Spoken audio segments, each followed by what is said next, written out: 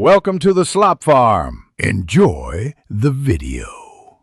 You start by opening SongMaker and preparing a blank grid because Rush E depends on extreme tempo and dense notes.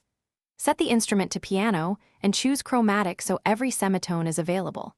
Then set tempo to about 300 BPM and switch to 1/16 or 1/32 resolution so you can place fast runs. Once done, enlarge the loop to 16 bars so you have space for motifs, and keep the paint tool ready. That lets you sketch repetitive arpeggios quickly instead of clicking each note. Now you construct the core.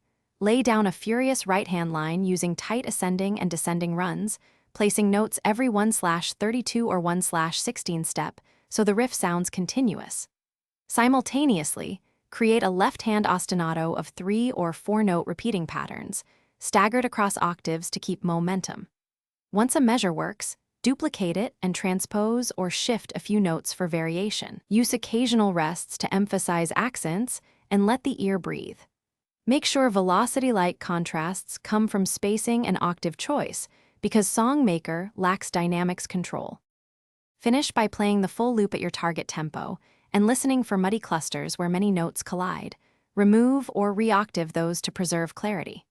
Once satisfied, use the share or export features to save a WAV or link or record system audio if needed. Trim any lead-in silence so the loop hits immediately. If playback lags or clicks, reduce tempo slightly, switch to 1/16 from 1/32, or reload Chrome and clear cache. These fixes solve performance issues without changing your arrangement. Thanks for watching. Consider subscribing if we helped you today.